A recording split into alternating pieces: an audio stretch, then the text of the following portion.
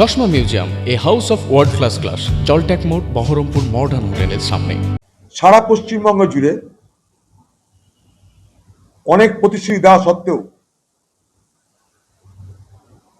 মানুষ কিন্তু রেশনের সুযোগ থেকে বঞ্চিত হচ্ছে। এক এসআইআর নিয়ে তো লক্ষ লক্ষ মানুষের, শুধু মানুষের নয়, তাদের ভবিষ্যৎ প্রজন্মের ভারতবর্ষের ভোট দেওয়ার অধিকার হাতছাড়া হতে চলেছে।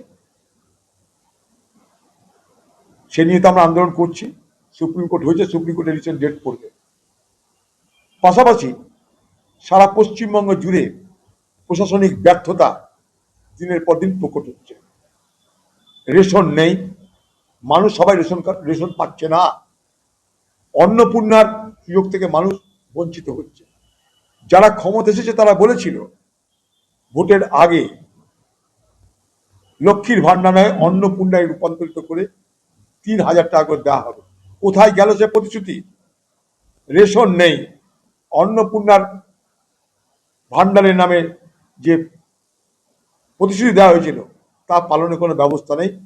সারা পশ্চিমবঙ্গে যে নতুন করে সাধারণ মানুষের মধ্যে আর্থিক হাহাকার তৈরি হচ্ছে, একদম যাকে বলে আর্থিক হাহাকার তৈরি হচ্ছে গরিব মানুষের।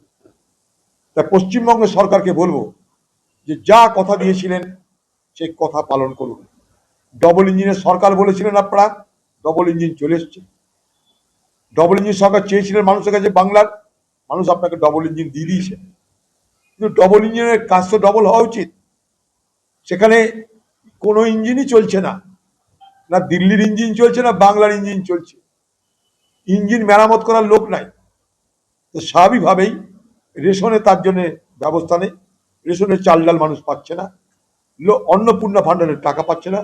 মানুষ দিশেহারা, কোথায় যাবে, কার কাছে যাবে, কাকে ধরবে মানুষ কিছু জানে না।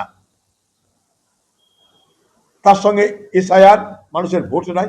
তার নতুন করে বাংলায় নাই নাই আর নাই শুনছি আমরা। আজকের সরকার মানুষকে বিষয়টা না বুঝিয়ে, না জেনে, না করে হঠাৎ করে ইথানল চালু করছে। যার পয়সা সে পেট্রোল কিনবে, তার ব্যবস্থা থাকছে না। আর ভারতবর্ষে যত গাড়ি আছে সেই গাড়ি কিন্তু সবাই ইথানল কমপ্লায়েন্ট নয়। সেই গাড়িতে ইথানল জোর করে দিতে গেলে ইঞ্জিন খারাপ হবে, গতি কমে যাবে, মাইলেজ কমে যাবে। সারা দেশ জুড়ে একই কথা বলছে মানুষ, এই সরকার কিছু শুনছে না।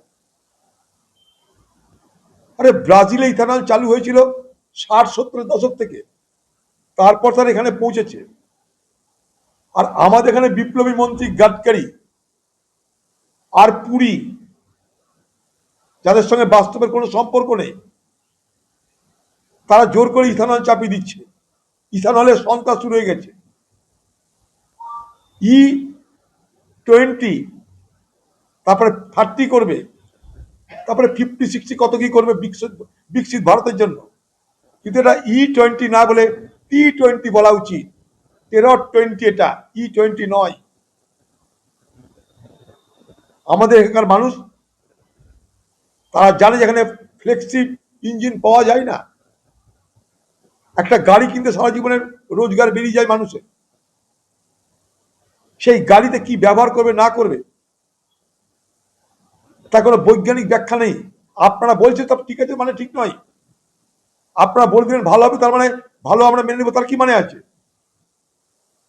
কোন বৈজ্ঞানিক পরীক্ষা নিরীক্ষা হয়েছে? নিরপেক্ষভাবে বৈজ্ঞানিক পরীক্ষা নিরীক্ষা হয়নি।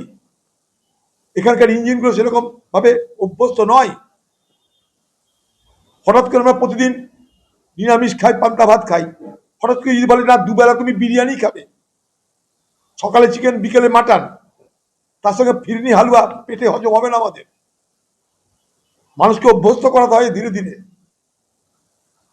কদিন আগে দেখলাম যুবরাজ ক্রিকেটার সকালবেলা 20টা ডিমের অমলেট খায়।